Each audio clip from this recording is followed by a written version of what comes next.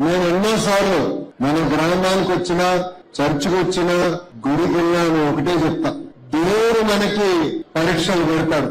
ఒక్కొక్క కుటుంబానికి ఒక్కొక్క రకమైన పరీక్ష పెడతాడు. కానీ ఆ పరీక్ష జయించే శక్తి కూడా దేవుడు మనకి ఇస్తాం జరుగుతుంది.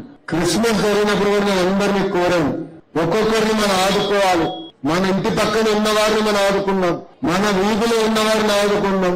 మనకి ఇంకెక్కువ శక్తి ఉంటే మన గ్రామంలో ఉన్న వారిని ఆదుకుని వాళ్ళకి అండగా నిలబడాల్సిన బాధ్యత మనందరిపైన ఉందని ఆనాడు చెప్పాం.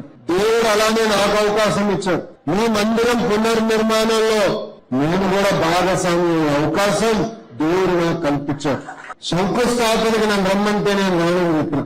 ఆనాడు కండిషన్ పెట్టిన, సంవత్సరం లోపల పూర్తి చేస్తేనే రిబ్బన్ కట్టించి నేను వస్తాను. ఏ పని చేసినా ఒక సంకల్పం, ఒక పట్టుదలతో మనం చేయాలి. కాలం ముందుగా కానీ ఎక్కువ సమయం తీసుకుంటాం కాదు. ఒకటి అనుకుంటే మన మనసులో ఒక పని పడితే, ఒక పరీక్ష వచ్చినా అది ఎట్లా సాధించాలి, ఎట్లా పూర్తి చేయాలి, ఆ శక్తి మనలో ఉంది.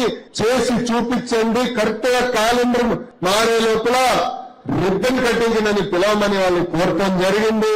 నా కోరిక మేరకు ఈ పునర్నిర్మాణ కమిటీ ఏదైతే అద్భుతంగా ఈ రోజు మనం మందిరం కట్టారో వాళ్ళకి సభా తరపున నా హృదయపూర్వక ధన్యవాదాలు నేను తెలియజేసుకుంటున్నాను.